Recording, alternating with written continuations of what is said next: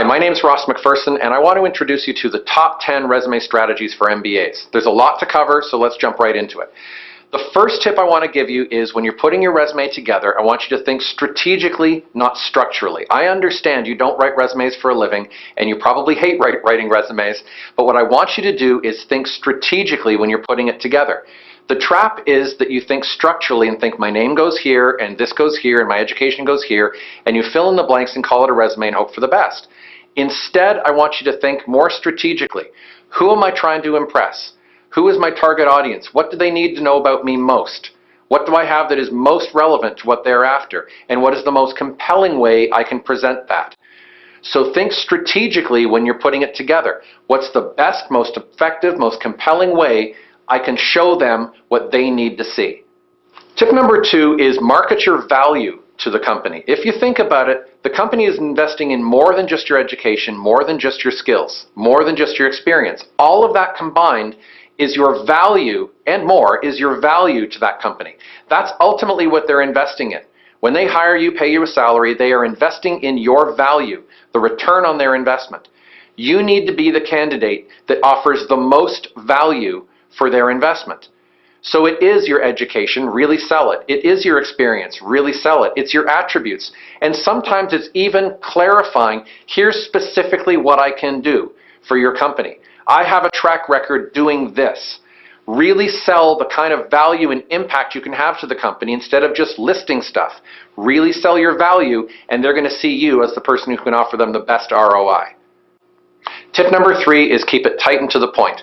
Resumes are getting more and more concise than they've ever been in the past, so you really need to get to the point quickly. You can't afford giant paragraphs, long-winded statements, enormous explanations. You really want to keep it concise. A rule that I use when I'm writing my clients' resumes is any bullet point is no longer than 3 lines. I don't mean 3 sentences, 3 lines. If I can keep it to 2, I will. Really concise, really to the point, really direct. You just don't have the luxury of giving an enormous backstory or giving them large paragraphs. They just don't work as well. Tip number 4, you want to grab them on page 1. If you're putting a 2-page resume together, page 1 has got to be spectacular. It's really got to grab them. A mistake I see all the time, and I have resumes sent to me all the time, is I will literally read all of page 1 and still not have a very clear idea of what this candidate is offering. And if you need to make your entire case over 2 pages, trust me, if they're not impressed and sold by the end of page 1, you may not get a chance for them to see page 2. You've got to grab them on page 1. Page 1 is where you sell it. Page 1 is where you grab them. Page 1 is what's going to compel them to read the rest of your resume. So grab them on page 1. If you can, grab them by halfway down page 1. Tip number 5, along the same lines as I said you want to sell them on page 1, is you want to put a really strong and compelling profile together, a profile or summary section at the top of your resume, right underneath your name. Before you get into the other sections like experience or education, put some type of a profile or summary section together. What you want to try to accomplish in that section is really make your case. Say the things that they need to hear, give them a breadth of either the breadth of accountability or the breadth of experience, or what your track record is, or what you can really do for them. Highlight specific things that you want to highlight. You can include some key words, but you want to really sell it. I often tell people, think about a 3x5 index card. If that's all you had the opportunity to hand someone, what would you include in that? That's kind of what you really want to do. You really want to market yourself and brand yourself in this top profile section. Now, what I want to do is show you an example of a resume I did for an MBA student that shows you some of these tips that I've given you so far. So let's move to the sample and I'll walk you through it. So this is just a screen capture of the top section, just the top section alone of Vikram's resume. And this is where I've built the profile. And you'll notice after the name, the first thing I want to draw your attention to is where it says Strategic Executive Healthcare, and then a few bullet points underneath that: strategy development, business development, growth and turnaround strategies. This is what I call the headline. Very often with resumes, you read the entire profile, actually you can read the entire first page and not know exactly what this person is trying to market themselves as. In Vikram's, the headline says it in 2 lines. You know exactly who he is, where he specializes, and what he can do. And then the rest of the profile, we isolated 5 key areas that are relevant to what he really wants to try to market about himself. Now, you could use the bullet points as I have here. You could build it another way. You could include a couple short, very short paragraphs or a few lines. And then we ended this particular profile with a 3-column table of keywords and skill sets that are relevant to where he's trying to go. This is an introduction that very clearly clarifies what it is Vikram offers, and then the rest of the resume moves into his experience and education. This is the kind of profile I'm going to encourage you to put together. So moving on with our top 10, tip number 6 is showcase your MBA.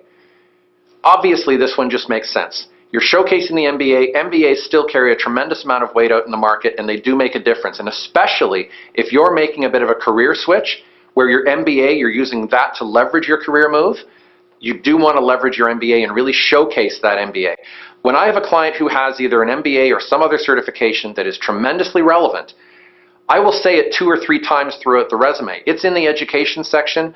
I'll put MBA after the person's name. I'll highlight the fact that they have an MBA from Kellogg or wherever right in the profile. I'll say it 2 or 3 times. If it's something that you need to use to your advantage, showcase it. Showcase your MBA wherever you need to do it. Tip number 7, include the right keywords. At some point, guaranteed, your resume will end up in a database somewhere. And someone is going to do a keyword search for someone who has specific expertise, like you. You want to make certain you're including the right kind of keywords in there. Now, how do you find the right keywords? Where I find them, I usually have a client send me 3 to 5 job postings of what they're after, and I'm looking through there for the type of qualifications, the type of skill sets, the type of buzzwords, industry buzzwords. These are the keywords that could be search criteria for someone looking for someone like you. You want to make certain they're in your resume. Now, the question is, where do you include them? I try to weave them throughout the resume and include them throughout, but I also go to the trouble of making certain that I include them right up front where they can see them. So let's look again at that sample of Vikram's resume, and we'll once again highlight where those keywords are. So you'll notice at the bottom of Vikram's profile, this is where I included the keywords. Now there are, as I said, keywords throughout the resume, but I made a point of showcasing them in a 3-column table right at the bottom of the profile. The benefit to this is many people fall into the trap of just sort of rhyming them off in a sentence or a paragraph. But in a table, they can be quickly scanned, quickly seen, quickly absorbed, and they make an impact. So in a matter of seconds, as opposed to reading a paragraph, which no one wants to read, you can see in 3 columns that he has this, he has that, he has strategic planning, P&L, negotiations, growth, budgeting, leadership, and so forth. And you can scan it in a matter of seconds. If you get the right keywords in there and showcase them properly and effectively, it really does work to your advantage. Tip number 8 in building a great resume is remember that your resume content, it's about performance and results more than your responsibilities.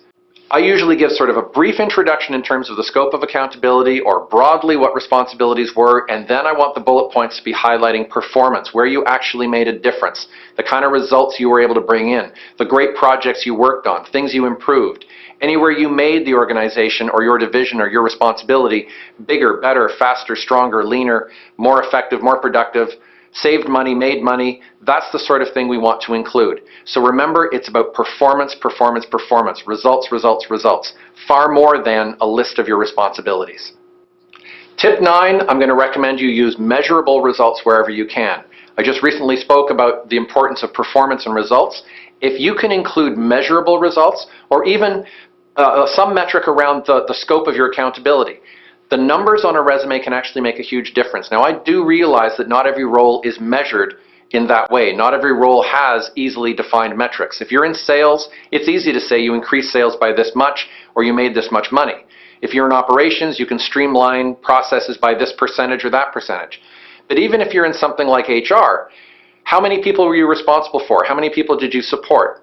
Was it a business or an employee complement of 50 or 5,000?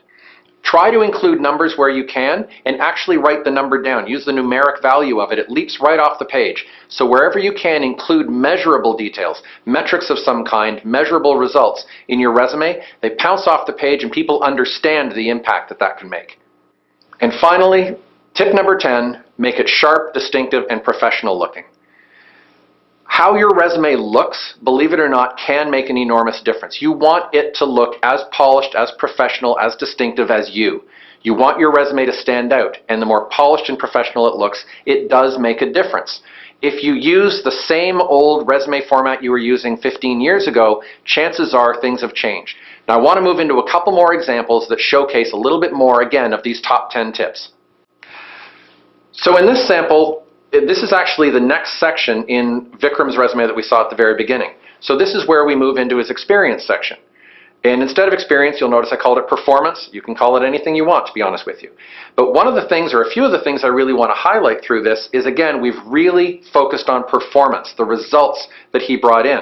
In fact, in every one of his roles, in this particular case it really worked to his advantage, in every one of his roles, it was very distinct what he was able to contribute when he walked in to when he left. So what I did was I actually put and bolded that impact in a little box. Now that doesn't work for every role, but it does work in certain cases, and it worked in Vikram's case. So again, the first section right underneath his title, Senior Markets Executive, we say turned around a declining billion-dollar Medicare secondary business and brought to net growth position and highest sales since 2007. You'll notice that I'm not including a long laundry list of responsibilities. It's actually talking performance, performance, performance. And then we have the box that really highlights the kind of impact. And then there were 4 key points underneath that that again speak to the kind of contribution he had. Same thing when he was staff vice president. Again, following the merger, promoted to integrate 3 regional marketing teams into 1 consolidated marketing function. And then again, right into the box, right into performance, right into results. This is what I mean by really selling it. This is language that sells, talking about performance and talking about results. Now that's one way of doing it. Let's look at another sample that has a totally different way of selling that particular client. So if you look at Benedict's resume, again, this is a section pulled from his experience section, and United Tire Corporation senior manager designed and implemented and maintained their compliance methodology standards and master plan, etc., etc. That gives a broad idea of what the role was. And then when we get into the bullet points, it's specific results. And you'll notice another thing that I did here. In the previous sample, I bolded things or put them in a box. In this case, I highlighted certain phrases that I want to pull right out because these are relevant to where he's trying to go and relevant to his target audience. So created the company's NI 52109 sustainability program. I mentioned ICFR operating effectiveness certification, 50% reduction in financial reporting controls. Again, highlighting, pulling out performance and impact, where this person made a difference. Same thing when he was with Alliance Atlantis. Again, brought in to do this, a general introduction to responsibilities, but then it's straight into performance and results. So that's it. The top 10 resume strategies for MBAs. What you really want to do is make certain that you are marketing yourself effectively. Really hit it out of the park. Make the resume your own. Do something really quite unique, really showcase your value, and you'll blow your competition out of the water. Good luck to you.